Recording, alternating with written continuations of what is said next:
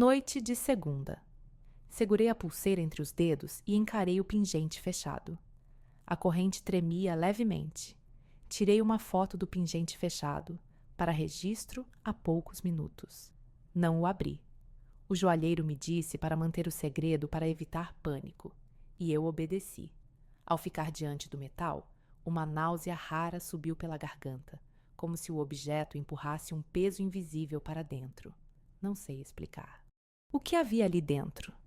2 horas depois, na sala de estar, Rafael, o amigo de Clara, examinava as anotações antigas espalhadas pela mesa. Ele mostrou uma cópia das notas e apontou semelhanças entre símbolos gravados no pingente e marcas repetidas nesses papéis. Ana entrou na conversa, confirmou as coincidências e reforçou que padrões se repetiam em documentos da família. A hipótese ganhou força. O pingente pode esconder algo maior do que uma joia. Eu anotei tudo no meu caderno. A dúvida ganhou peso. Se você estivesse no meu lugar, o que faria? Comente. Isso aponta para um segredo maior? Naquela mesma noite, na loja de joias, Tiago, o joalheiro, examinou o pingente por dentro sem removê-lo, registrando o interior e tirando uma foto do que viu. Ricardo, do outro lado, pressionava para que eu não abrisse o pingente. Tiago sussurrou em voz baixa que abrir pode revelar segredos perigosos se feito de forma correta. A impressão dele foi clara. O poder contido ali não era apenas estético. Que segredos poderão vir à tona? 3 horas depois, no corredor do apartamento, eu tentei abrir o pingente com uma lâmina de vidro. Minha mão tremeu. A impressão digital de Clara permaneceu marcada no interior. Ao abrir, surgiu um feixe de luz e uma gravação LED minúscula que parecia ser um código. O que estava dentro do pingente não é apenas uma peça, é uma chave para uma verdade perigosa. Quem mais está envolvido nessa história? 2 dias depois, na biblioteca municipal, encontrei fotocópias de certidões antigas. Estavam numa pasta amarelada, escondida atrás de guias de referência, sob a luz fria do teto. As datas pareciam alinhar com o período em que o pingente ganhou aquele formato de código, como se alguém tivesse reservado um tempo específico para gravar cada símbolo. Os nomes apareciam repetidamente, ligados a antigos clientes de Ricardo. Algumas certidões mencionavam empresas que não existem mais. Outras descreviam relações familiares ocultas. Havia carimbos cruzados, selos desgastados, traços que pareciam assinaturas feitas no calor de uma noite sem testemunha. Fotografei cada página com o celular para manter um registro fiel, porque memória não basta quando a pressão aumenta. O conjunto formava uma imagem que não me deixava em paz. O pingente não era apenas joia, era um código que conectava pessoas, locais e negócios que não cabiam no relatório mensal. Enquanto avançava entre as estantes, meu estômago reagia como se eu tivesse aberto uma gaveta proibida. A coincidência, que antes parecia técnica, ganhava contornos de risco real. Eu sabia que precisava seguir adiante, ainda com passos firmes, porque qualquer passo em falso poderia destruir tudo que eu ainda tenho a proteger. No mesmo dia, na cafeteria perto da universidade, Ana me entregou uma carta confidencial antiga. Ela explicou que não poderia detalhar o significado, apenas mostrou uma foto digital da carta com uma assinatura editorial legível. A carta insinuava ligações entre a família de Clara e Ricardo, sugerindo segredos que pessoas próximas guardavam há décadas. Li trechos que falavam de encontros no fim de semana, de pagamentos em dinheiro em cofres ocultos e de cláusulas que não aparecem nos livros contábeis. A assinatura parecia de uma época anterior ao nosso casamento, escrita com a firmeza de alguém que não teme a verdade, e ainda assim deixava entrelinhas que alguém poderia ser ferido. Percebi que não era apenas Ricardo quem deveria esconder o passado. Era quem estava ao meu redor, quem entrava na minha casa, quem olhava para mim nos corredores da universidade. Os nomes não estavam grafados como em uma lista criminal. Estavam insinuados, como se o papel pedisse descrição em cada linha. Não consegui ignorar o peso dessas informações. Quem eu conheço pode estar do outro lado desta rede, talvez protegendo alguém que não merece proteção. Estou indignada. Comente se você faria o mesmo. Aquela noite, no apartamento, enfrentei Ricardo em voz baixa, sem elevar o tom, nem romper o silêncio que usamos ao guardar segredos. Não houve grito, apenas o peso de cada respiração entre as palavras. Eu disse com a firmeza que a situação exigia. Não vou fingir que não vejo mais. Ele manteve o olhar calmo, dizendo que há uma rede de interesses que requer silêncio. Caso contrário, tudo desmorona. Não negou tudo, apenas apresentou uma justificativa baseada em proteção de aliados, de pessoas que não têm culpa no que acontece, segundo ele. Citou nomes que não estão no meu nome, mas que, se expostos, me derrubariam. Gravei o que pude, apenas a parte que já seria suficiente para demonstrar que ele sabe onde pisa. O ar ficou mais pesado quando ele disse que o silêncio é uma proteção para inocentes. A conversa revelou que o jogo é maior do que crime financeiro. Não consegui deixar de sentir que o tempo está contra mim. Cada palavra acrescenta uma camada de risco. Cada silêncio pode ser o meu próximo passo ou meu próximo tropeço. Amanheceu na rua movimentada, com o zigue-zaguear dos ônibus e o barulho das portas dos comércios. Decidi guardar a pulseira, agora mais pesada pelo peso do que eu sei, junto do recibo da loja de joias com o código gravado, dentro de um envelope discreto na bagagem. A pulseira permanece fechada, o segredo protegido, mesmo que eu ainda não entenda toda na extensão do que ela pode provocar. Andei pelas calçadas pensando no que vem pela frente.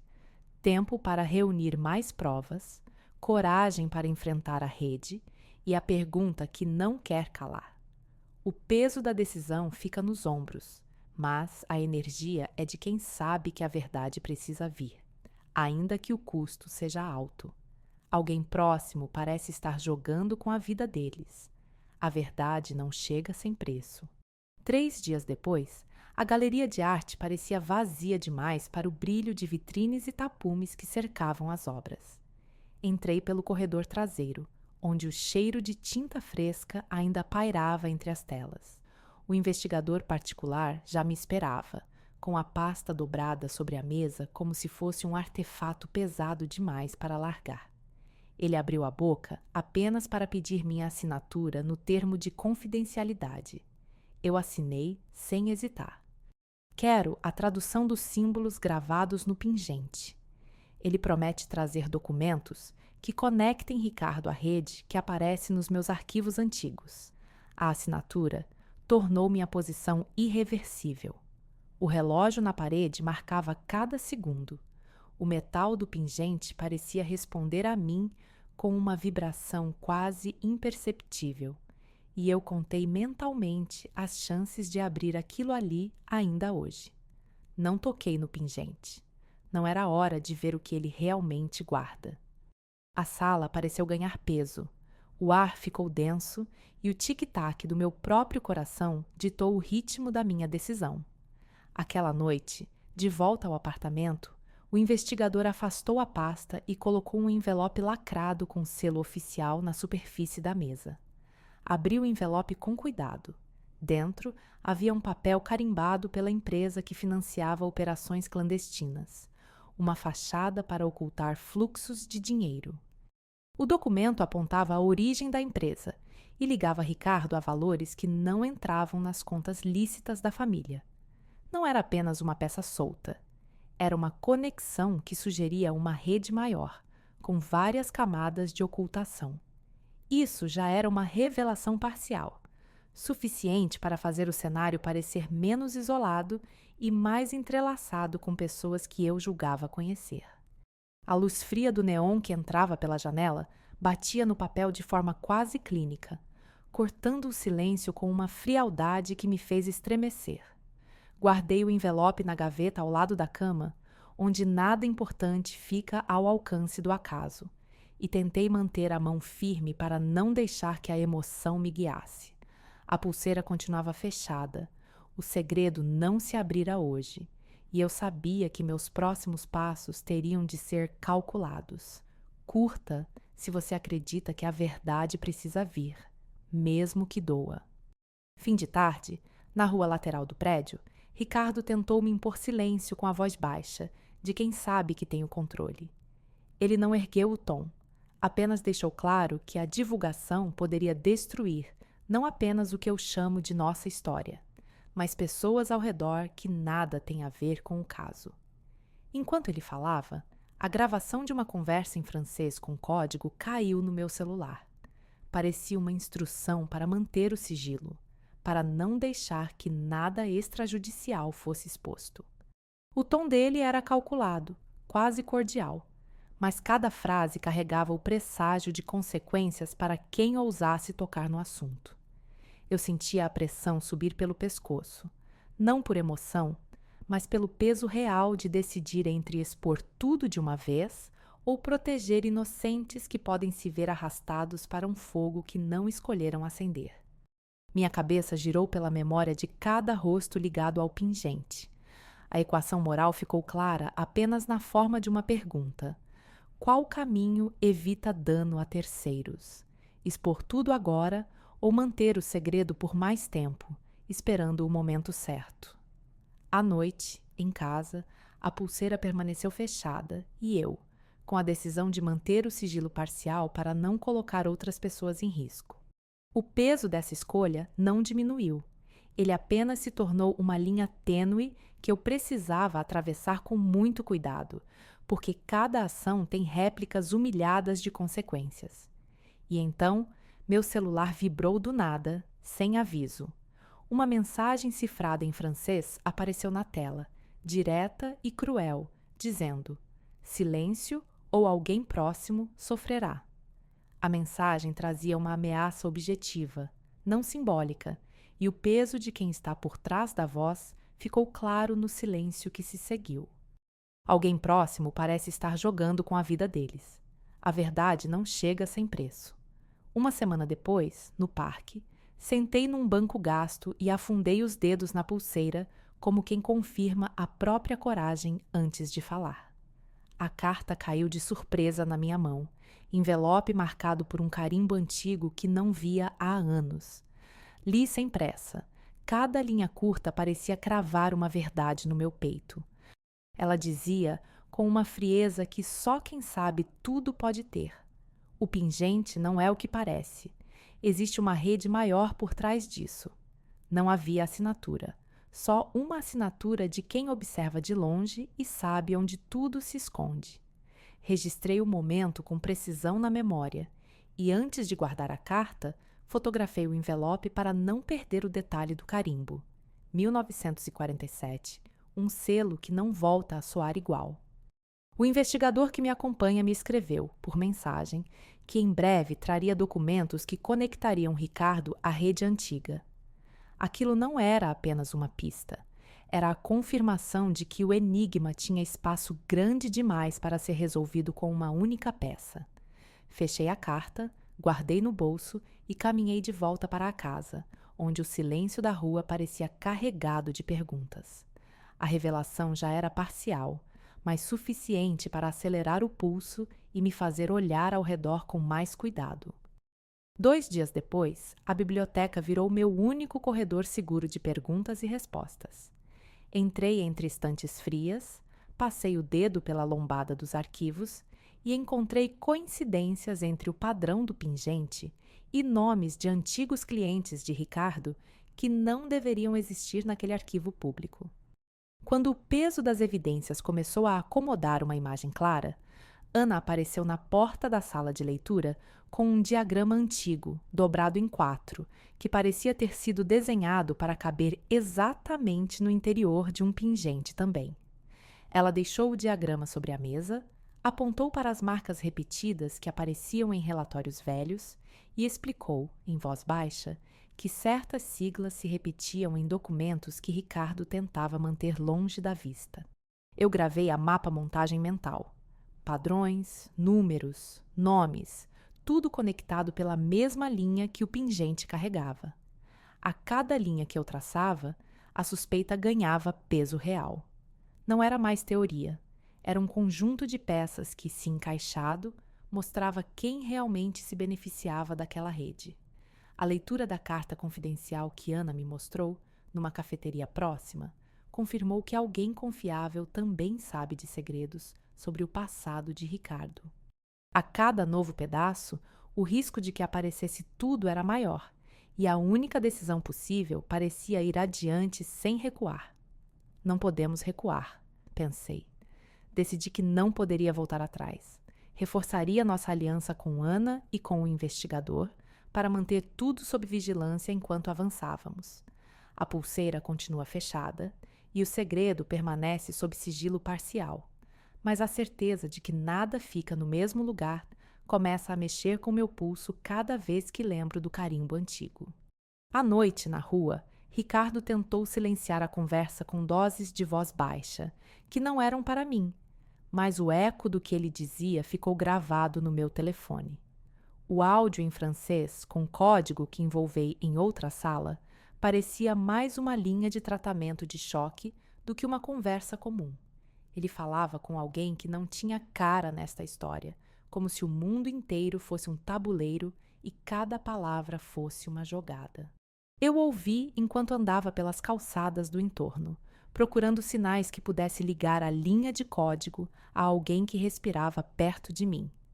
Confrontar Ricardo em voz baixa foi a minha tentativa de retorno. Expliquei que não aceito mais julgo de silêncio sem explicação, que não aceitarei que inocentes paguem pelo que não sabem. Ele manteve a pose de quem sabe tudo, e ainda assim deixou no ar uma frase que pesou mais que qualquer ameaça. Há redes que não podem aparecer. A conversa terminou sem gritos, mas com uma verdade que começou a se firmar na minha cabeça.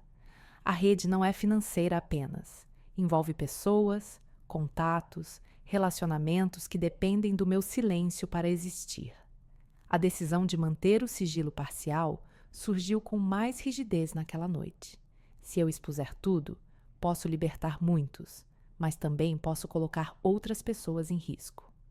A pulseira, apesar de toda a ficção que envolve, ainda está fechada. Eu ainda não posso abrir sem acender uma fogueira que talvez não tenha fim. No resto da noite, eu pensei em cada passo, em cada pessoa que ainda poderia estar envolvida. A carta anônima recebida no parque parecia apenas um prelúdio, mas agora não dava mais para ignorar que ela era parte de uma operação maior, que o pingente continha códigos específicos que apenas alguém realmente ciente poderia decifrar. E foi nesse peso que encontrei o nó crucial. Não era mais uma dúvida pessoal, era a possibilidade de alguém próximo estar usando a minha família como elo de uma cadeia que não deveria existir. A cada novo registro que eu ainda não abri, a sensação de que algo maior se movia me empurrava para frente. E, mesmo com a pulseira ainda fechada, eu sabia que o próximo passo não seria simples nem seguro.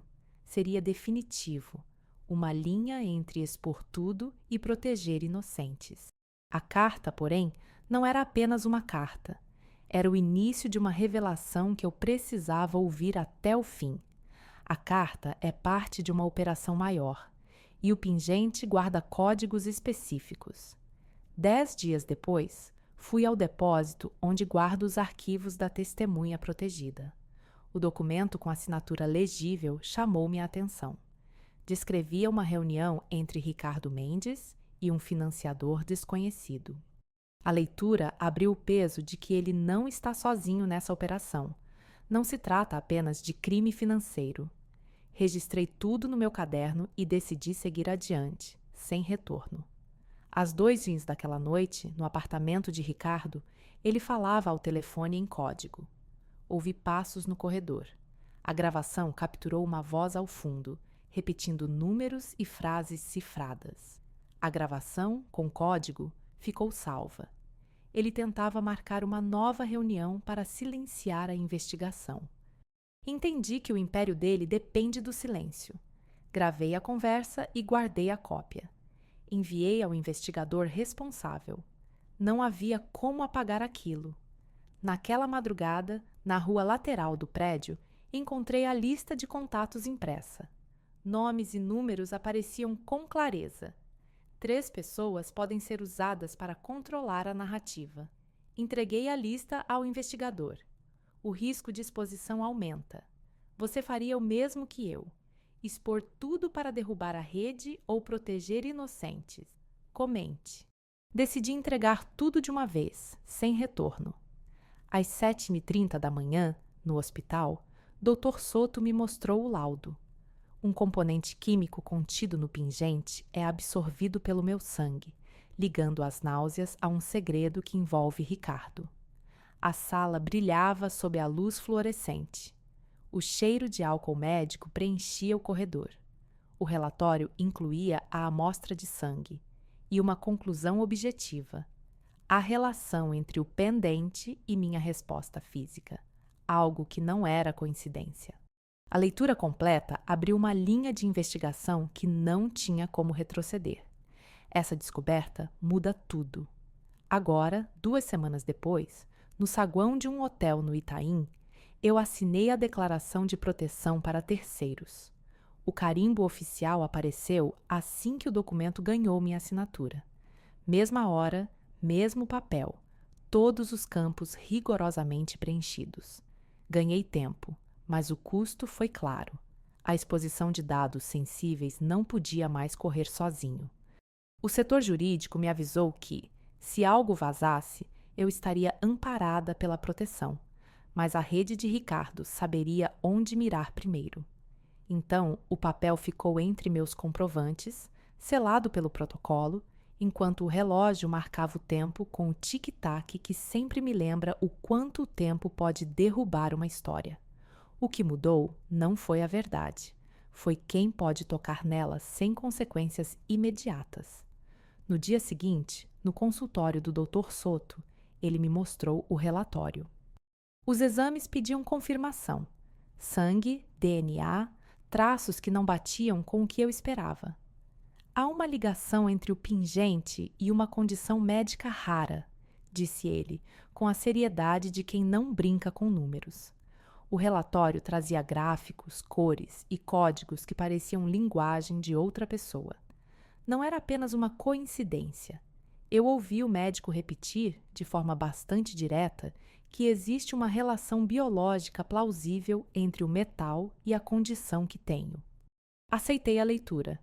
Havia algo acima do acaso, algo biologicamente significativo por trás do pingente. A desk, a bancada de vidro, o silêncio entre o batimento do meu coração e o bip do monitor, tudo pesou. Decidi guardar a informação como evidência, não como verdade imutável, até ter mais peças.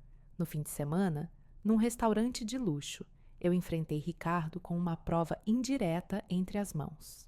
Mostrei a ele a transcrição da nossa conversa gravada e deixei na mesa a amostra de pigmento gravada que veio do pingente. Ele tentou distrair com o usual discurso de legado familiar, de nossa posição e de não é hora de expor nada. Ricardo manteve o tom calmo, mas a pressão cresceu no ar entre as taças e o brilho das lâmpadas. A transcrição não era conclusiva sozinha, mas alinhou com o pigmento uma ponte até o que ainda faltava. Eu sabia que precisava de mais clareza, de mais gente envolvida, de menos vento para me despentear. Ao final, ele permaneceu imóvel, como quem sabe exatamente onde está o peso da verdade. A conversa não mudou o jogo por completo, mas abriu uma fenda. Naquela noite, de volta à casa, eu decidi não expor tudo imediatamente. Eu tinha a gravação de áudio de Ricardo pedindo silêncio, salva no celular, pronta para qualquer momento em que eu precisasse de força. A decisão não era fuga, era planejamento. Expor com responsabilidade, proteger terceiros e não destruir alguém que não tinha nada a ver com a minha noite de dúvidas. A chama da justiça ainda ardia, mas eu deixei o silêncio atuar como freio. Ricardo já deixara sua marca com as palavras, mas a minha resposta precisava ser mais do que raiva. Precisava ser estratégia. E no fio do áudio, ele deixou passar uma ameaça que me cortou por dentro. Você prossegue e haverá consequências legais. Eu não estava só imaginando o que poderia acontecer. Eu ouvia o peso da ameaça em cada sílaba, deixando claro que ele não recuaria sem custo. A gravidade daquilo tudo me empurrou para frente, mesmo com o medo latejando na nuca. Um mês depois, a academia de coworking parecia pressionar o ar com a mesma seriedade de um tribunal. Eu sentei entre pilhas de papéis, mãos firmes, e reuni evidências adicionais. O relatório com grafias de código invertido, impresso numa folha marcada pela marca d'água da investigação. O código não era arte, era um mapa cru. Linhas cruzadas, símbolos repetidos, uma sequência que apontava para uma rede financiada por alguém além de Ricardo. Eu liguei o fio entre aquilo e a pulseira que ele me deu no casamento, a tal chave que, até hoje, eu temia abrir. Se Ricardo tentasse calar tudo, encontraria aqui uma muralha que não esperava. Cada página descoberta acrescentava uma peça concreta à minha suspeita. Não era apenas uma joia, era um conjunto de vínculos que ele queria manter invisível. A quietude do ambiente, o tic-tac do relógio na parede, tudo parecera conspirar para que eu aceitasse a ideia de que aquilo não era simples fingimento. Eu consegui ver com clareza que a pulseira, até então apenas um enigma, passava a ser a peça central de um quebra-cabeça maior. Madrugada.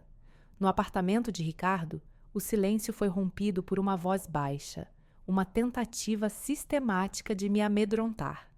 Ele deixou uma nota de chantagem sobre a mesa, com código cifrado, insinuando que eu queimaria a reputação da família se prosseguisse. Não siga adiante, dizia o tom, ou a falha será pública. A mensagem era clara, o recado direto: silêncio não é opção. Eu segurei a respiração, observei o brilho do pingente pela primeira vez sem medo. Pesei as opções, contei até 10 e guardei a nota no bolso interno da jaqueta. O relógio continuava a marcar o tempo. O som da água corria na torneira. E eu percebi que esse tipo de pressão não me derruba quando a evidência é real. Se ceder significaria abrir espaço para danos a inocentes, então ceder não era uma escolha. Pensei em Ana, Tiago, Henrique Soto. Cada rosto que me era próximo poderia sofrer se eu recuasse. A ideia de que o pulso da pulseira podia ser usado para silenciar alguém parecia cada vez mais perigosa na prática do dia a dia. A cada linha lida na nota, a certeza de que eu precisava agir aumentava, não apenas para mim, mas para quem depende da verdade ficar protegida. Você acha que expor a verdade é certo? Ao amanhecer, a linha ganhou peso diferente. Na estação de trem, o investigador entregou-me o termo de confidencialidade assinado. Uma peça de papel que parecia simples, mas carregava o peso de tudo que ainda não podia ser dito.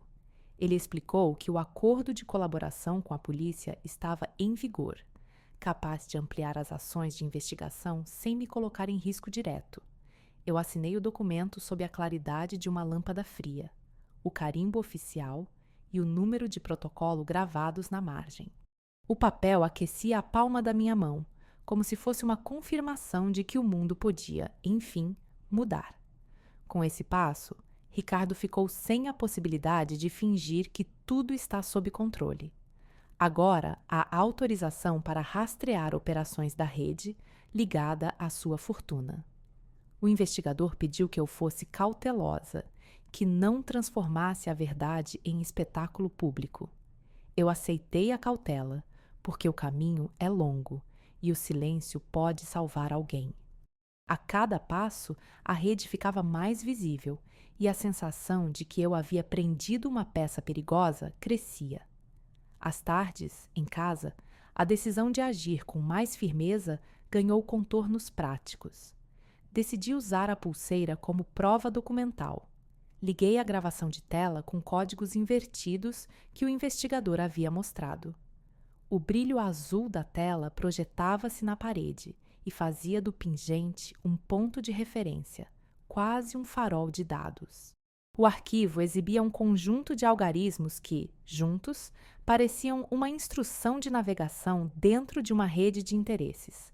Eu ouvi o tinido baixo de um alarme registrado e percebi que cada número era uma pista que eu não podia ignorar. Sem romper o silêncio, comecei a redigir a ata de como apresentarei a evidência à polícia, definindo claramente que a pulseira é uma peça-chave naquilo que está por vir. A ideia era simples, objetiva: mostrar que o pingente não é apenas uma joia, mas a chave de acesso a uma rede de operações que Ricardo tenta manter invisível. Quando fechei a aba, respirei fundo e senti o peso de uma decisão que não pode ser desfeita. Clara, eu sabia, precisava escolher entre manter o segredo por proteção ou expor tudo para que a justiça pudesse agir. Clara decide manter o segredo para não prejudicar terceiros, mas a porta da verdade permanece entreaberta. No tribunal, as luzes frias cortam o ar. 2 meses desde o início da exposição pública, apresento o dossiê com anexos. Ele contesta as versões de Ricardo, com datas cruzadas, recibos e transcrições. O juiz levanta-se a cabeça, o silêncio se espalha pela sala. O público observa cada peça com um cuidado quase clínico. Eu digo o que pude confirmar. O conjunto de papéis não é apenas uma história. É uma rede de ligações que não pode ser ignorada. O pingente surge como fio condutor. Durante o depoimento decisivo, Ricardo tenta descredibilizar minhas evidências. Ele afirma que não há provas. Eu apresento a filmagem de depoimento, com o código gravado na tela, mostrado ao juiz. O ar na sala muda. Alguns cochicham. Em seguida, exibo a gravação de áudio da conversa em francês, com o código cifrado. O texto do código liga-se a operações antigas. O público fica atento. A tensão aumenta a cada frase. A minha voz não treme. Você acha que vale expor tudo para proteger inocentes? Sem hesitar, digo que a verdade não pode ficar escondida quando há risco real. Ao fim da sessão, a polícia encontra um arquivo adicional no armário da sala de operações. Dentro está um exemplar de documento antigo com uma assinatura repetida que aponta para cúmplices. O delegado entrega o papel a meu advogado, que confirma a autenticidade. Ricardo tenta impor silêncio, alegando manobras legais, mas a evidência já não pode ser ignorada. A rede começa a ficar menos teórica e mais concreta. As ligações saltam das margens dos papéis para a voz das testemunhas. O peso do que é real supera qualquer tentativa de justificativa. À noite, volto para o apartamento com a pulseira sob o casaco, mantendo o sigilo parcial para não colocar terceiros em risco. Reúno a gravação da última conversa com o investigador, guardando-a com cuidado no envelope seguro do celular. Estou consciente de que não posso recuar. Cada passo adiante atrai mais olhos, mais perguntas. A sala parece pequena diante da imensidão do que ainda pode vir à tona, e a pulseira continua fechada, como se guardasse respostas que ainda não podem ser ditas em voz alta. O laudo médico confidencial que o investigador me entrega aponta uma relação direta entre o pingente e uma condição médica rara que afeta a minha saúde. A descoberta não é apenas circunstancial, é uma ponte entre o segredo e o meu corpo. Descoberta. A saúde de Clara está ligada ao segredo que pode destruir tudo. 3 meses depois, entreguei a pulseira para preservação institucional. O recibo de doação, carimbado, ficou comigo. Protocolo 48/17. Peça no 1289 do inventário. A peça saiu da nossa casa e foi parar no arquivo da instituição, sob guarda rígida. Ricardo percebeu que a máscara dele já não era tão sólida entre clientes e contatos. Boatos simples, cada vez mais, lembravam o rosto dele sem a lente de segredo. Minha voz, que há tempos não encontrava espaço, voltou a falar com clareza. Não recuo diante de verdades que podem livrar inocentes. Não havia volta. A pulseira não voltaria a ser apenas uma lembrança de família. Ela se tornava prova material, agora protegida, e eu precisava seguir adiante, sem olhar para trás. Às 21h, na sala de Clara, abri o relatório final da Justiça. O documento ligava Ricardo a uma rede de operações clandestinas, citando nomes, datas e transações que antes pareciam pistas dispersas, agora conectadas pela ordem dos fatos. A conclusão era inequívoca. Não havia apenas crime financeiro. Havia uma teia de influência que alcançava pessoas em posições estratégicas. O peso da confirmação caiu sobre mim como um veredito público. Comente se você acha que a verdade compensa o caos causado pela exposição pública. Decidi não recuar. Às 22h, sob a lua alta, o corredor do apartamento ficou iluminado pela luz fria da varanda quando encontrei Ana Lourenço. O bilhete, escrito à mão, que eu guardava desde o começo, dizia: "Vamos reconstruir nossa casa com honestidade."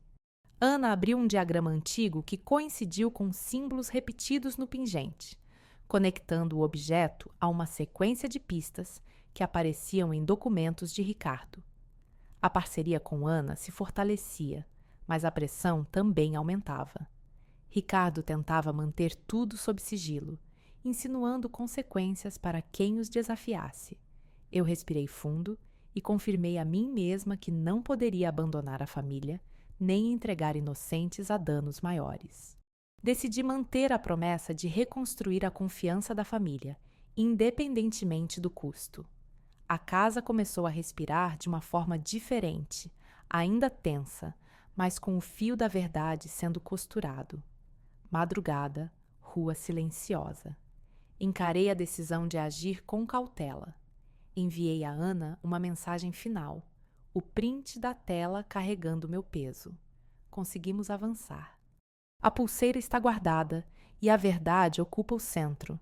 Escrevi, direto ao ponto.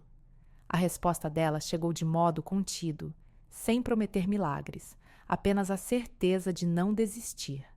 E então, a instituição confirmou o recebimento da pulseira para a preservação. A verdade chegou com preço humano. A família encontra uma nova forma de paz a partir da coragem de Clara. Enquanto o prédio adormecia, minha decisão se consolidava diante de um futuro que não poderia ser igual. Não há arrependimento, há responsabilidade. O próximo passo, sim, exige coragem, porque envolve expor uma rede de Ricardo sem colocar inocentes em risco. Mas hoje fica claro que dignidade não recua diante da verdade.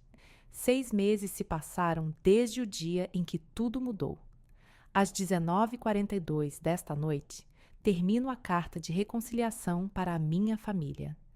Ela está sobre a mesa, escrita à mão, cada linha pesada com uma decisão que não admite menos que a verdade. O envelope lacrado fica ao lado, com meu nome impresso de forma simples. A pulseira repousa na gaveta do arquivo, fechada, como pista que não pode ser entendida sem leitura cuidadosa. Passei a tarde alinhando datas, nomes e documentos que comprovam o que não pode permanecer oculto. A casa parece estável agora, mas a verdade não cede à pressa nem a qualquer silêncio conveniente. Aquela mesma noite, às sombras da sala, apago a vela que marcava o fim de um ciclo. O brilho some, o calor se esvai, resta o cheiro de parafina e o peso da decisão irreversível. Encaixo o caderno onde anotei cada passo. Quem suspeitou? Onde as provas ficaram, como cada decisão mexeu com quem amo. Fecho o caderno com cuidado e deixo as pastas alinhadas, uma atrás da outra, para que não faltem pistas quando alguém perguntar. O arquivo da pulseira continua sob segredo, alimentando meu cansaço e a minha coragem. O silêncio da casa permanece, mas não é um silêncio que eu possa ignorar. Eu sei que o que fiz não volta atrás. No fim de semana, participei de uma reunião comunitária na Praça Central. Falei por menos de 2 minutos sobre ética pública e responsabilidade familiar, sem pedir bênçãos, apenas dados. Um vídeo curto do meu discurso circulou entre vizinhos. Guardei o arquivo digital em uma pasta protegida. Não houve gritos nem ataques diretos, apenas perguntas diretas sobre justiça e proteção. Eu respondi com números, datas e registros, sem floreios. Reforcei que manter a verdade pode exigir sacrifícios, inclusive entre pessoas que amamos. Comente. Você acredita que a coragem de enfrentar a verdade merece reconhecimento? À noite, de volta à cidade iluminada, subi à varanda e observei o pôr do sol tingir o céu de laranja. A pulseira permanece fechada, escondida em uma caixa simples ao lado da foto da nossa primeira casa, como quem guarda o segredo de um mapa. Tirei uma foto do momento para registrar o que não pode mais ser negado, sabendo que o registro não encerra nada se não houver a vontade de agir. As evidências reunidas ao longo de meses pesam menos do que a clareza que me empurra para a frente. Não posso aceitar que inocentes paguem o preço de algo que não expliquei plenamente. A cidade parece respirar comigo, aceitando uma verdade que não é fácil, mas é limpa. Hoje eu escolho não adiá-la mais. Hoje eu guardo a pulseira como prova documental que não pode ser ignorada. Eu escolho manter a verdade como parte do legado da minha família, mesmo que tenha custado muito.